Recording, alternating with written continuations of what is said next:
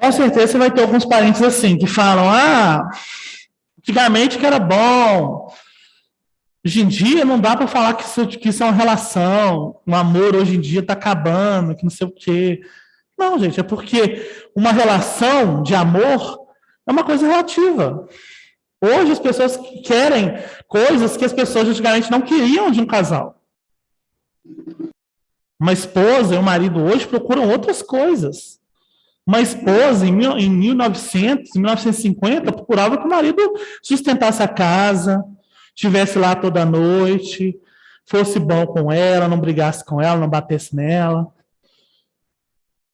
Ponto. Hoje em dia, não. Hoje em dia, a esposa, a maioria das mulheres esperam que o marido seja solícito, seja uma pessoa legal, que divida justamente, de forma justa, todas as tarefas da casa, que cuide bem dos filhos, não seja só um cara que só sustenta a casa. Entendeu? Então, por quê? Porque a relação de marido e mulher é relativa àquele momento. As pessoas buscam outras coisas hoje. A relação de amizade, antigamente, nossa senhora, você lê o livro do Dom Casmurro não, do Machado de Assis, né? No caso, Dom Casmurro, exemplo, você vai ver que a relação de amizade que eles tinham era bem diferente.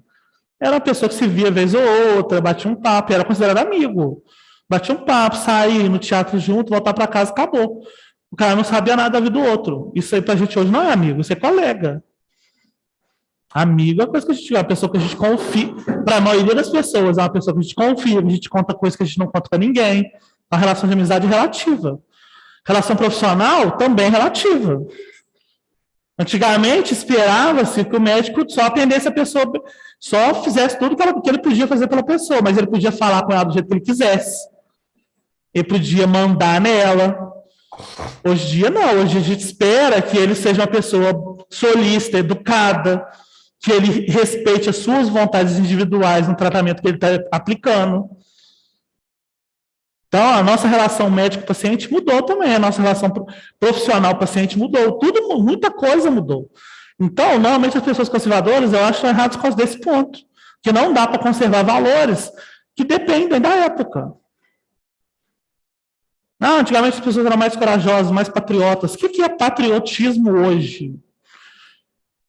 Entendeu? Pessoa que roubava dinheiro público, mas também cuidava do Brasil, não sei o quê.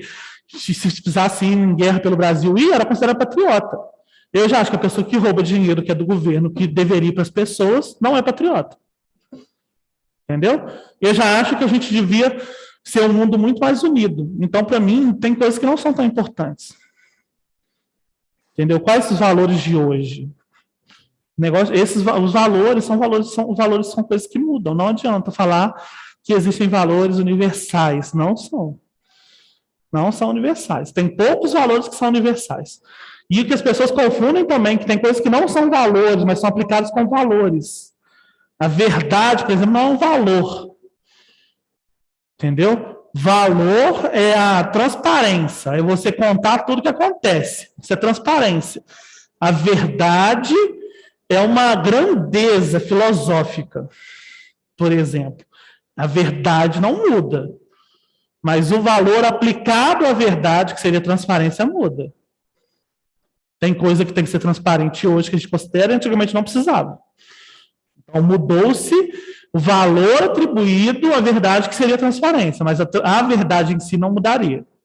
Então, o cara nem sabe isso, ele está falando que tem que conservar essas coisas que ele nem conhece.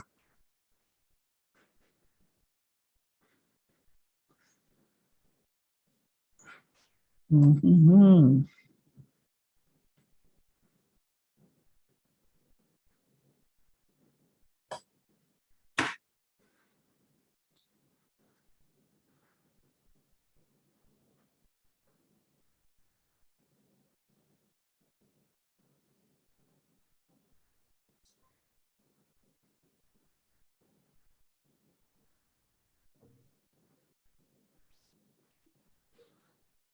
Aqui, ó, isso aqui também é uma coisa que confunde muito a moral com a ética. Professor. Aquelas coisas que a gente estava lendo lá no começo lá, e até a aluna trouxe que falaria a verdade em toda situação, é muito isso. Professor, é que muito... a tela está toda preta. Oi? A tela tá toda azul escura, não dá para ver nada. Ela tá preta? Não tá aparecendo os slides nem nada, tá uma tela escura.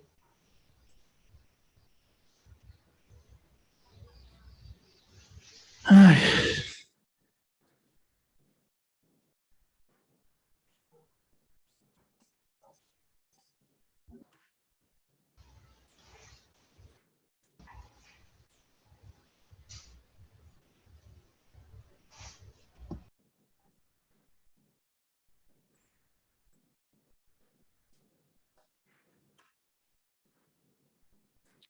Que meleque. Voltou.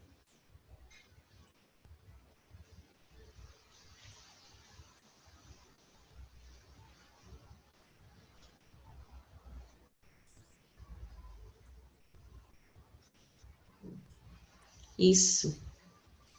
Chegou aí? Chegou, mas eu acho que é um slide anterior.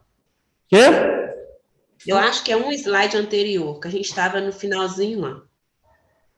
Esse aqui que nós estamos agora. Vamos lá. Então, aqui que fala aqui que as normas sobre quais têm relação com valores morais, que a gente estava falando anteriormente agora, aqueles pontos, é muito isso, é porque a moral de um grupo social manifesta como lei ali. Então, quando você fala, os soldados podem ser responsabilizados moralmente, estão errados ou estão certos em matar aquelas pessoas? Ou só estavam cumprindo ordens? É porque você estabeleceu a moral por cima daquilo, que pode ser duas, pode ser a moral do exército, que está certo em cumprir ordens e ponto, moral, não é ética, moral, ou a moral dos brasileiros, que está todo mundo errado porque está matando pessoas. Ponto. É moral. Quando a gente vai falar de ética, é outra coisa. A ética, eu vou precisar saber se aquela pessoa estava tentando matar um soldado ou não, qual acordo ético estava anteriormente ligado, que tipo de legislação estava gerando. Então, a ética vai envolver muito mais coisa, muito mais complexidade. Moralmente, eu também não gosto de mentir. Eu evito ao máximo mentir. A minha moral. Minha moral é muito proveniente do cristão católico. Eu evito mentir ao máximo. Mas se o paciente precisa ouvir uma mentira, por algum motivo, eu vou ter que falar. Eu posso evitar de falar várias vezes, mas eu vou ter que falar. Olha, não sei, porque é mentira, eu posso saber. Entendeu? Se uma criança de 3 anos está com câncer e o pai e a mãe falam, não quero que ele saiba que ele está. Se perguntar, fala que ele está com dodóizinho e a gente está aqui só para tratar esse dodóizinho na barriga dele. E aí, tio, o que eu tenho? Eu não posso chegar lá e falar, você tem câncer.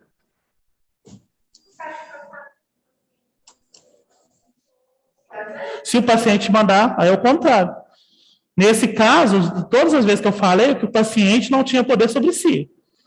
Agora, se o paciente tem e fala, não quero que ninguém saiba do diagnóstico, todo mundo que perguntar vai falar, não sei. Fala, não sei, você vai ter que perguntar para ela. Ela não autorizou que falasse. Vai ter que perguntar para ela, para a senhora Dona Maria falou que não quer que ninguém saiba que ela tem. Professor. E é mentira, que você sabe. E se for uma pessoa de menor? Oi? E se for uma pessoa de menor, por exemplo, uma adolescente de menor tiver com câncer e ela falar com o médico que ela não quer que alguém saiba, aí o médico é obrigado a falar para os pais? Então, aí tem umas situações complexas. Os adolescentes, como eles estão mais velhos, têm algumas regras diferentes, entendeu? Então, vai depender muito do que está estipulado ali. Por exemplo, na atenção primária, por exemplo, na parte sexual, o adolescente tem direito de fazer consulta e de manter os segredos dele nessa consulta, sozinho, sem os pais. Se ele não quiser que os pais saibam. Então, aí já vai ser uma questão um pouco mais ampla. Tecnicamente, bater no olho assim por cima, o que o responsável pelo paciente falar, vale. Então, se o responsável pelo paciente não quer que ele saiba, ele não precisa saber. Então, se a mãe e o pai falou, não quero que meu filho de 14 anos saiba que está acontecendo isso, não, a gente é obrigado a manter esse segredo. Entendeu? Aí o que acontece? Por isso que é relativo. Se fosse moral, tanto para um lado quanto para o outro seria verdade. tempo todo, digamos assim. A gente faria daquele jeito o tempo todo. Mas, por exemplo, como é ético, se a condição daquele paciente for uma condição que infecte outras pessoas, você vai ter que falar com aquele paciente, por exemplo. Porque ele vai sair dali, se for AIDS, por exemplo, você vai falar para os pais, olha, a gente vai dar um tempo para vocês contarem para ele, porque ele não pode sair daqui sem saber, porque ele pode transar com outras pessoas e infectar outras pessoas. É lei. A nosso conceito de ética. Eu não posso deixar que ele saia daqui com risco de lesar outras pessoas sem saber o que ele, porque não saber o que ele tem. Entendeu? Você vê, a ética, ela vai sendo relativa. E essa ética é aqui no Brasil, mas tem outros lugares que é diferente. Entendeu? É muito complicado. Então, eu estou falando, normalmente se responder muito rápido as coisas que eu estou te falando. Tá vendo? O tempo que a gente teve que pensar numa situação só aqui, 10 minutos que nós estamos falando só disso. Se você responder muito rápido, normalmente você está colocando sua moral na frente. O que fala aqui, que não está dando para ler, porque o negócio está na frente aqui? Deixa eu ver aqui. É que os valores e costumes estabelecidos na liderança da sociedade são bem aceitos, não há necessidade de reflexão sobre eles. Aí é o caso de quando a moral e a legislação e a ética costumam ir para o mesmo lugar. Então, como matar pessoas, por exemplo. Então, matar pessoas é sempre ruim, tirando aquelas situações que já conversamos, então, normalmente, não precisa discutir sobre elas. Matar pessoas sem legítima defesa, todo mundo acha errado. Então, todo mundo acha errado, não precisa, nem se não tivesse lei, ainda assim, todo mundo ia achar errado. Entendeu? Quando o negócio, a moral e a lei já começam a discordar, aí a gente gera discussões. E a ética, como o caso da Kelly aqui, que mataria, que assassinaria o bandido. Então, aqui já uma moral já um pouco discrepante. Então, já é discrepante um pouco da lei. Ela e a Andréia. Esqueceremos da Andréia também não. Lembrem de quando for roubar a Andréia e a Kelly, toma um pouco mais de cuidado. Então, aí já discrepa um pouco, e aí tem que ter uma discussão. Não dá para saber de cara.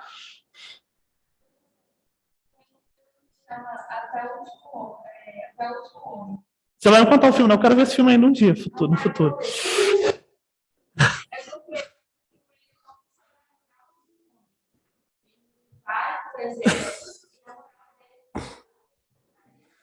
Eu já vi a sinopse, eu já sei o que é, mais ou menos.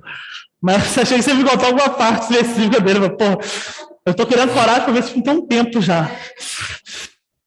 É que eu sou muito chorão no filme. Tem uns filmes que eu acho muito triste, aí eu vou chorar e eu falo, eu vou ver um dia, mas daqui a pouco. Entendeu? Agora que filme é Como Eu Era Antes de Você. Chorei pra caramba, né? Eu choro muito, gente. Eu choro lendo o livro. Eu chorei quando o Dumbledore morreu no Harry Potter. No livro. Oi? No livro ele morre. Tô falando que eu chorei quando ele morreu no livro mesmo. Não, ele morre.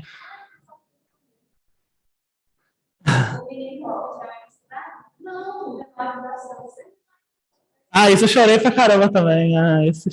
Chorei pra caralho. Aí depois, aconteceu aquele negócio, aquele reviravolta, eu chorei de novo de emoção. Primeiro eu chorei de tristeza, depois eu chorei de emoção. Cacete.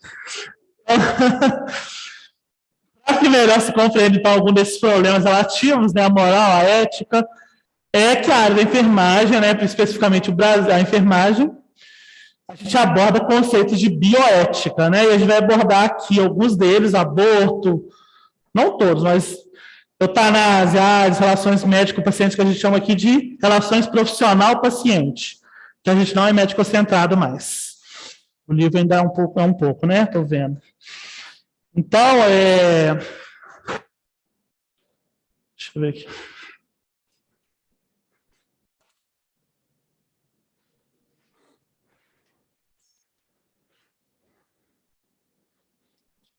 Deixa eu ver como é que chama. Scrum. Scrum trata a bioética como uma ética aplicada, né, que visa dar conta dos conflitos e controvérsias morais implicadas pelas práticas no âmbito da ciência da vida e da saúde.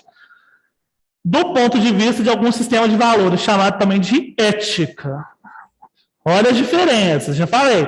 Tem muitas vezes que a ética e a moral dançam juntas, andam na mesma linha. Então, o que é conflitos e controvérsias morais? Significa que, o que eu estou falando, uma coisa é moralmente não aceitável pela sociedade, mas eticamente aceitável, ou vice-versa. Moralmente aceitável e eticamente não aceitável. Então, por isso que a gente tem a bioética, para transcorrer em cima desses valores, aplicar em cima deles no âmbito da ciência da vida e da saúde e formular um sistema de valores. Então, já tenho isso em vista. O nosso código de ética, ele é um código de ética aplicado a partir da bioética. Então, o que não está descrito nele já está descrito na bioética. Você concorda com ela. Entendeu? Então, defender a vida é um valor moral de quase todas as sociedades. Nunca falo todas, porque eu não conheço todos os países de cor, mas quase todas as sociedades defendem a vida. Mas, para a bioética praticada na saúde dos Estados Unidos, a eutanásia é permitida. Entendeu? Então, a ética lá é ético você fazer eutanásia. E se você lá, estou falando lá nos Estados Unidos, atrapalhar um paciente que queira fazer eutanásia, você está sendo antiético, mesmo que você esteja sendo moralmente certo. Entendeu? Então, voltamos a falar da clareza da diferença entre moral e ética. Das vezes elas andam muito juntinhas, mas muitas vezes elas são bem diferentes. Então, a bioética é exatamente isso. É a gente dar conta dos conflitos entre a moral e a ética, quando se trata da vida. Entendeu? Moralmente, tem países, como a Índia, por exemplo, que a esposa é obrigada a dar prazer sexual ao marido quando ele deseja, que faz parte das obrigações da esposa. Eticamente, lá é contra a lei, é antiético. Então, se você ficou sabendo que o casal lá, né, digamos assim, aplicando essa ética lá, você está lá atendendo a técnica de enfermagem de atenção primária da Índia, e aí você ficou sabendo que acontece isso, e não falou com autoridade nenhuma, você está sendo antiético. Entendeu? Moralmente, aqui pode ter algumas pessoas no Brasil, tem algumas não, tem muitas, que acham que isso também é moral. Que a esposa é obrigada a satisfazer o marido nesses pontos. Se você, no posto de saúde, está lá, ficou sabendo disso, e não considerou isso na nossa bioética como assédio sexual, como tentativa de estupro ou estupro, e não fez o que deveria fazer, você está sendo omissa e antiética. Ponto. Você pode discutir, a bioética tem essa coisa. A bioética, ela já é a discussão do negócio. Então, quando eu falo que está errado segundo a bioética, já está discutido. Os argumentos são meio difíceis de encaixar, porque não vai encaixar aqui. Entendeu? Que aqui o que vai valer aqui é a ética sobre a moral. Sempre. A bioética é para isso. É para a ética valer em cima da moral.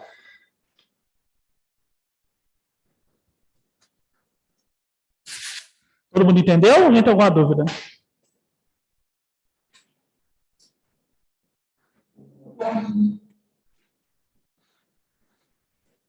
Então, ela tem uma tríplice função. Muito bem, você pega. Seria ótimo, obrigado. Ela tem uma tríplice função.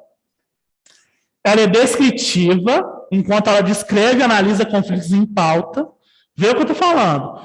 Significa que quando se ela está falando que aquilo é antiético, que ela já descreveu e analisou. Não é que eu estou falando que ela vai impor nada, não. É que a bioética já é a ferramenta dos conselhos de ética. Entendeu? Ela já é a ferramenta da nossa ética profissional quanto à vida, quanto às ciências da vida e da saúde. Então, não significa que eu estou falando que ela está sendo imposta igual moral, não. Ela já foi discutida e analisada antes. Então, quando eu te falo, fazer uma pesquisa científica em alguém que não sabe que está sendo investigado cientificamente, ou seja, vou fazer uma pesquisa, testar uma medicação na Mariana, que é o seu nome, testar uma medicação na Mariana, sem falar com ela que estou testando, não é o caso de a gente discutir, e nem ser imposto, porque já foi discutido, já foi decidido que está errado. Entendeu? Então, não é a moral, a ética, porque já foi discutido, e não é uma imposição, porque nós todos os cientistas concordaram de que a gente tem que cumprir o Código de Ética de Pesquisa, o CEP. E o Código de Ética de Pesquisa que a gente segue no mundo fala que todo paciente que está numa pesquisa tem que ser informado dela. Entendeu? Então, a gente vai discutir esses casos aqui, as implicações morais e éticas sobre eles, sim, mas são casos que já estão estabelecidos. Entendeu? Porque já foram discutidos e analisados em algum momento da vida. Então, a primeira função dela é descritiva, porque ela vai descrever e analisar esses conflitos, né? A função normativa, que ela vai pegar esses conflitos e, no sentido de abolir os comportamentos reprováveis, ela vai prescrever aqueles considerados corretos. Ou seja, primeiro ela vai discutir tudo, depois ela vai, no sentido normativo, que é a criação dos códigos de ética, das legislações de ética, das normativas, e esse é o ponto de vista normativo dela. E a terceira e última função é a função protetora, ou seja, intuitivamente ela ampara, dentro do possível, os envolvidos em alguma disputa de interesses e valores, priorizando sempre o mais fraco quando isso fizer necessário. E saibam disso, numa relação profissional, o mais fraco é sempre o nosso paciente. Nós sempre temos mais autoridade, mais saber e mais facilidade de aplicar coisas do que o nosso paciente. Então, ele é sempre o mais fraco da relação.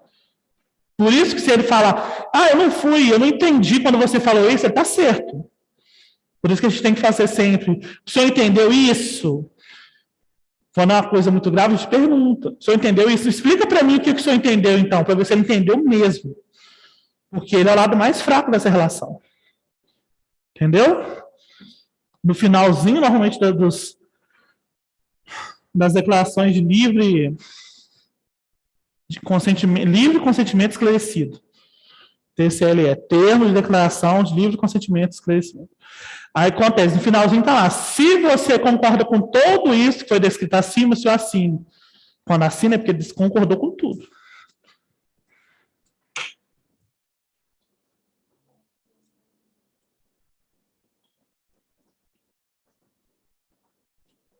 Então, vou repetir.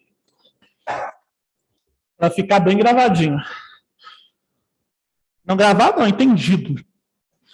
As 3 funções dela, tríplice função. A bioética tem a função descritiva, que ela vai descrever e analisar os conflitos em pauta.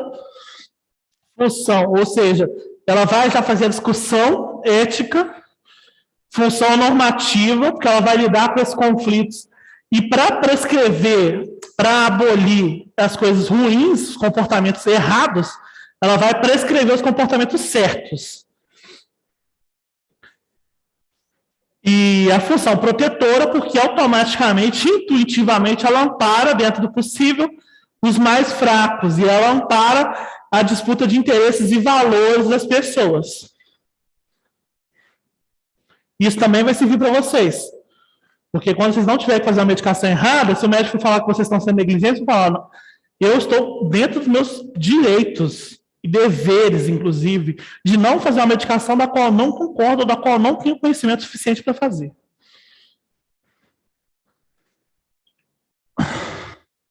Então, é um conjunto de pesquisas, discursos e práticas cuja finalidade é esclarecer e resolver essas questões éticas suscitadas principalmente pelo avanço e pela aplicação das ciências de saúde e biológicas. Então, tem vários grupos de interesse que discutem sobre bioética, né? Indústrias farmacêuticas, laboratórios, ONGs ambientalistas, associações de consumidores, entidades de classes como as nossas, Conselho Federal de Enfermagem, COFEN. Os temas abordados envolvem muitas coisas, como aborto, eutanásia, transgênicos, fertilização in vitro, clonagem, teste animal, relação profissional-paciente, assédios morais, questões envolvendo pacientes com AIDS, com ISTs, que são infecções sexuais relacionadas.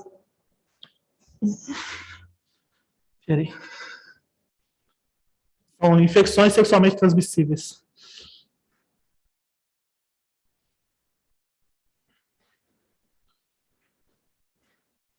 E a gente vai tratar algumas dessas relações agora.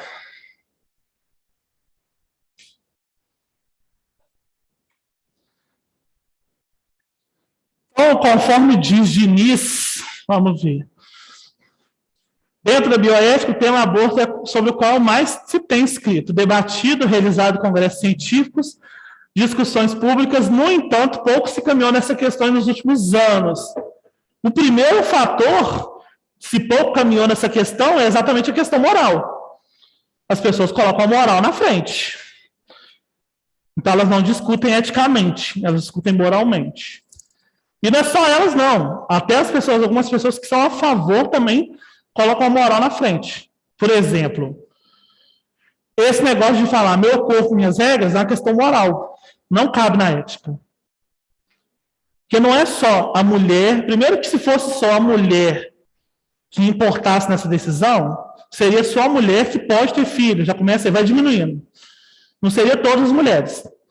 Porque se é meu corpo, minhas regras, a mulher que não pode ter filho não importa. Aí, as lésbicas não contariam, caso não pode ter filhos. Porque nas relações delas.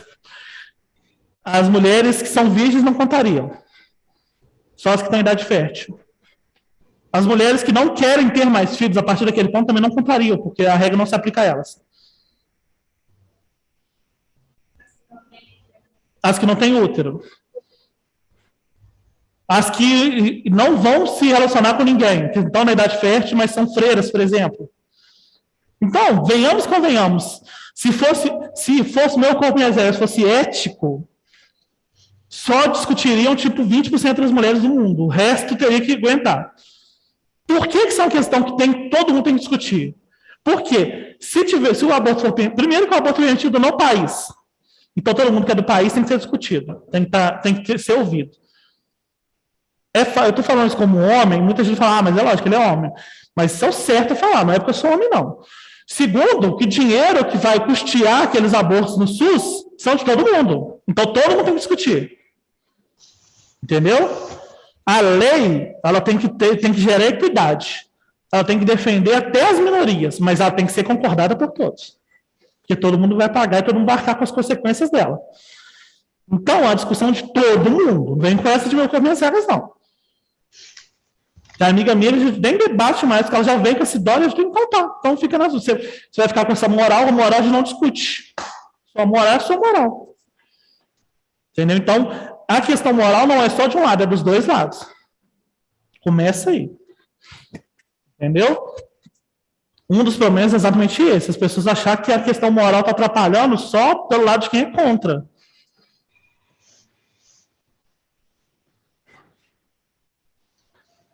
Para os autores, a maior dificuldade do leigo reside na literatura, pois é difícil discernir quais são os argumentos filosóficos e científicos.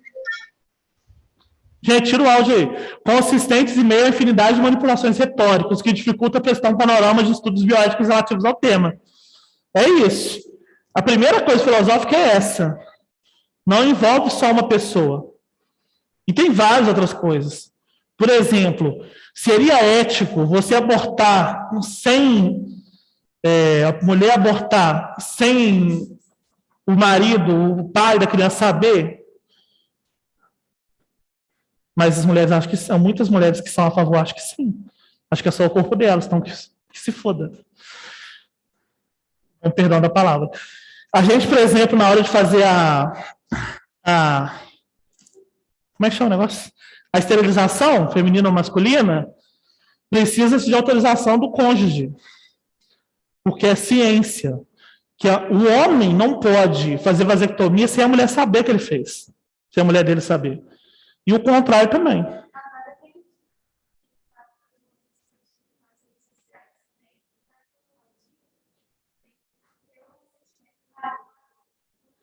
Quando a gente fala consentimento, esse é o negócio. Normalmente a lei não está falando consentimento, é uma ciência. Mas não é consentimento, é ciência. Para quem não é solteiro. É uma lei que não existe ainda. Mas não é consentimento. É igual eu já vi gente discutindo, criticando a coisa da esterilização, falando que é consentimento. A mulher agora precisa do marido autorizar ela? Não, querido. Não é isso. Nem o contrário. Porque o marido precisa da mulher autorizar, você não está falando nada. Entendeu? Que tem a mania de achar que tudo é machista. Não. É porque tem que ter ciência. Porque é um absurdo você estar casado com uma pessoa que foi lá e ligou sem você saber. Você está querendo filho? Ah, tá, mas a gente não está conseguindo, porque ela não quer. Então, ela tem que, o cônjuge tem direito de saber que a outra pessoa não quer ter filho, e já não pode, nem se querer-se. E, na verdade, se você for ver, essa da vasectomia é mais proteger a mulher do que o homem. Porque o homem costuma fazer essas coisas. O homem costuma fazer vasectomia e não se, porque não quer ter filho, mas porque já foi casado, já tem uns 3. Aí casa com a segunda mulher e fala, a gente não está conseguindo. Mas o que já fez vasectomia tem tempo.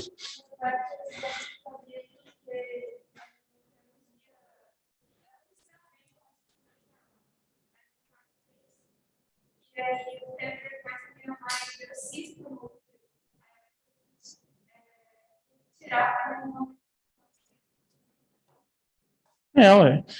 Mas é isso. Então, são coisas muito complicadas e que atrapalham, às vezes, as discussões dos temas por causa disso, por causa de paixão. Entendeu? Eu, por exemplo, nunca fui abertamente contra o aborto, apesar da minha religião ser contra. Eu acho que se a gente autorizar o aborto em certo ponto aqui, vai virar um método contraceptivo. Esse é o problema. Eu discordo do aborto, que é uma coisa tão violenta, cara, do SUS, não é uma coisa barata, ser um método contraceptivo. A mulher, em vez de usar a camisinha, a mulher e o casal, né, passa a ser um método contraceptivo. A pessoa faz aborto porque não usa camisinha. Direto.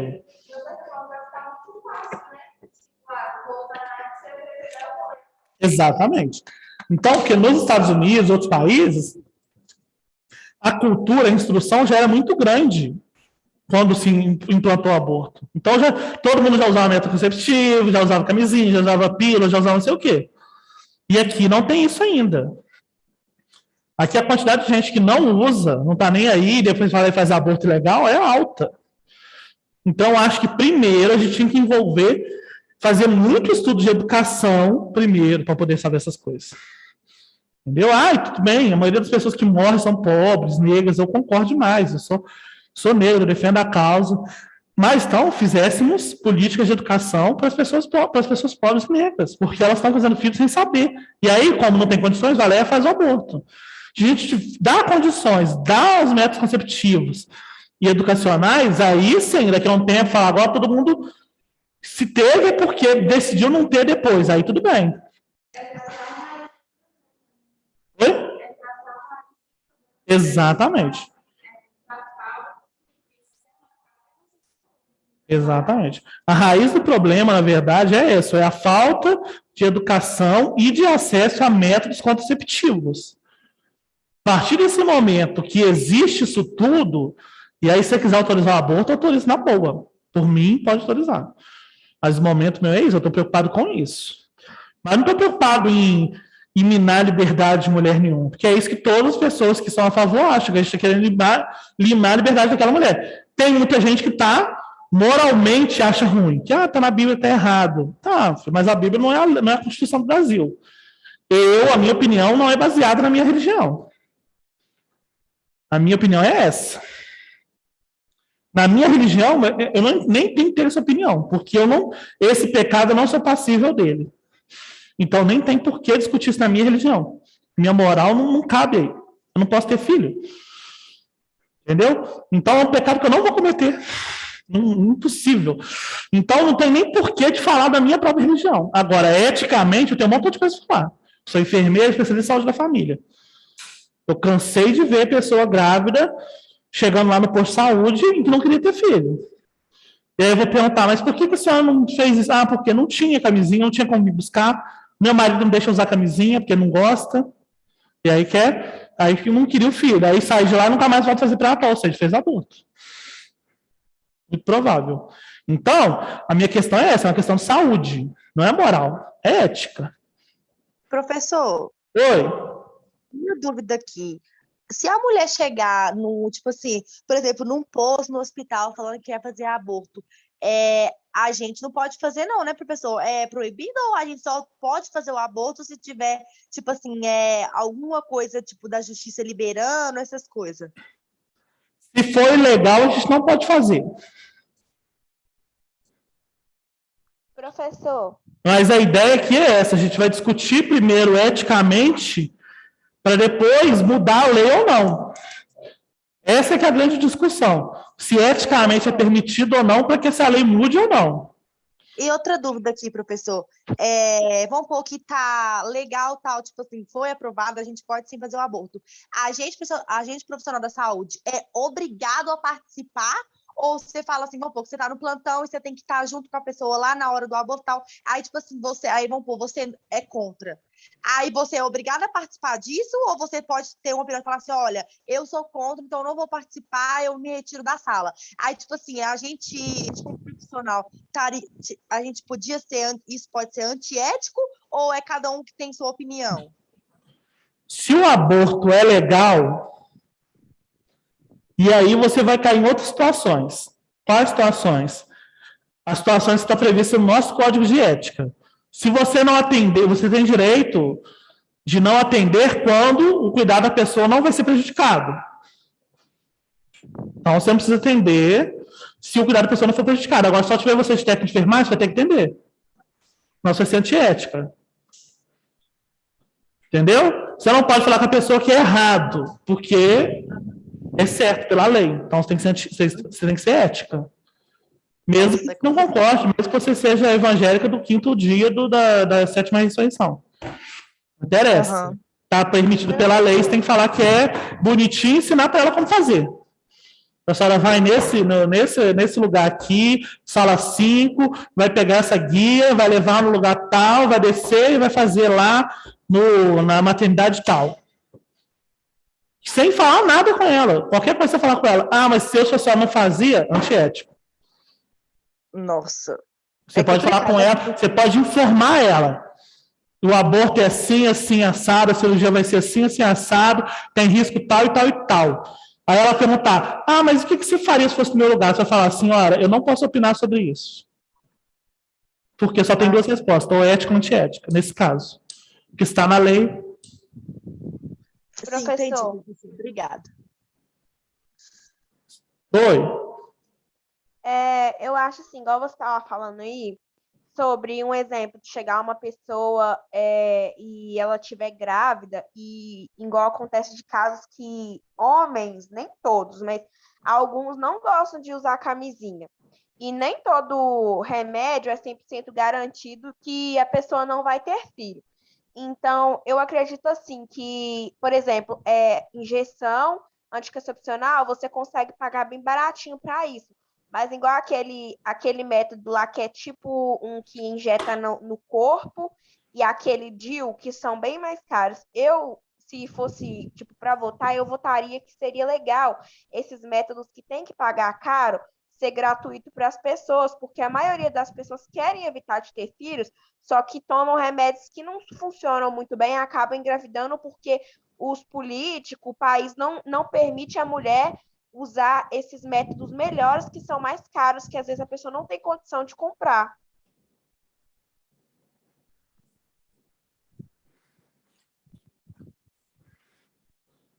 Eu não entendi o resto.